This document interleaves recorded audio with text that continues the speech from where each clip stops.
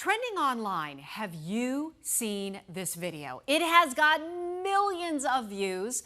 This stepfather has gone viral for making his son do push-ups and squats because he told his mom to chill after she told him to stop his behavior. Listen. Chill. Did you just tell your mom to chill? That was a question. Did you just tell your mom to come right here? Push-ups. How many? Push-ups. How many? Count them. Go.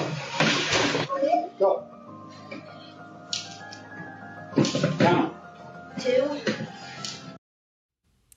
All right, so after that, then he makes him do some more squats. So this has divided the internet. Some people praise it, others, they don't like it, and some even think it's public shaming. So I was curious to see what my coworkers, who are also dads, thought about it. Here's what Joe, Dana, and Mark Curtis had to say.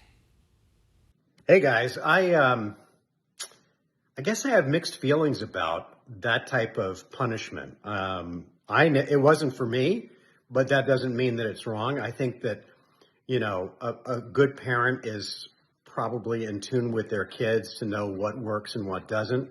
With my kids, making them do exercise wouldn't have worked. And I also think that there's probably a gender component to that. I think you can have boys do push-ups and sit-ups as punishment.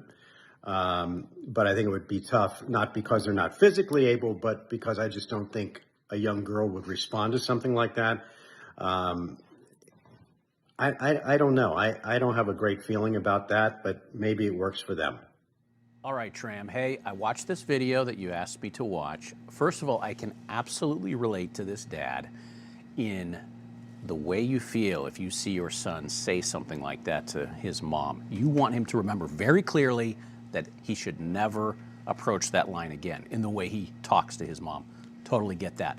As for the type of punishment, I think it largely depends on your child. You have to know your child well enough to know, is this punishment going to actually be something that's shameful and embarrassing in an overbearing way that's inappropriate? Or do you know your child well enough to know that this is, you know, a replacement for maybe just standing in the corner for 5 or 10 minutes? And it's just another way for your child to sort of remember that you shouldn't do this again. I'm going to give the dad the benefit of the doubt that he knows his son and that he knows that this is an appropriate punishment for what he did. All right, so joining me now is family therapist Julianna Lyddon of Connect with Julianna. I gotta tell you, when I first saw this, I thought, whoa, if my kids told me to chill, I would not be, my volume would be much higher. I think I'd fly off the handle. But that's just me. I'm a screamer and a yeller, unfortunately. Yeah. I mean, it's so interesting to see. First of all, I thought what struck me was this dad remaining so calm. I mean, even chill in, you know, the kids' words. But I wonder, you know, what he did, what he had his son do. Do you think that that is teaching discipline, or do you think maybe that crosses the line? I do not think it's crossing a line. I think that we see this kind of activity in so many sports. You know, the coaches will say, you lost, you better do 2 miles, or, you know, you're going to do extra. So we see it in our world. And here's the most important thing. This dad did 2 things that were right on. He not only explained why, basically saying, I don't talk to your mother like that. You're not going to do it either, which I think you do need to reprimand. But then at the end, if you watch it, he did the hug. So what he did is he came full circle. He handled it very well. And look, it's physical activity. I've seen a lot of abuse.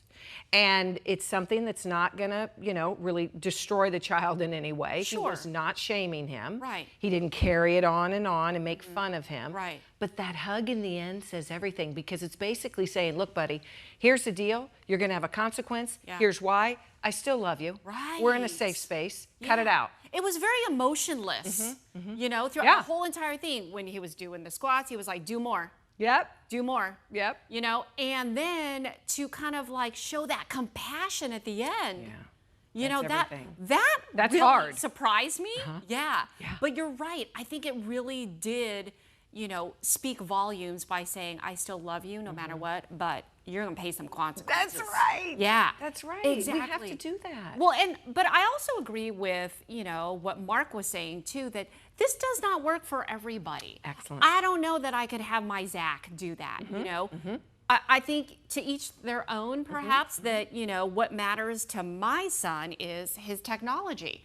I take that away and, ooh, that is painful. Yes. Yeah. I love that both the men said that, right? They both said the same thing. And you're right in that it's not the same for everyone. Right. And some families are very athletic. Some have coaching parents. So this is like no big deal. We're always dropping, doing goofy things like that. Right. So Mark said, if you know your child, Yes. you will know what will work and what doesn't. Like he said, it wouldn't work. Right. Take away what matters the most to them. That's right. Right? That's right. So it depends. And I also tell parents, be careful just trying to reason and talk through it. Stop doing that, especially when these kids get older. Yeah. They learn at a young age to take advantage of. So there has to be some form of a consequence. Yeah. We're all in a family unit. Right. Everybody has their responsibility. And we're teaching them right from wrong out in the real world. Right. So we have to own our stuff. So you have to find your way.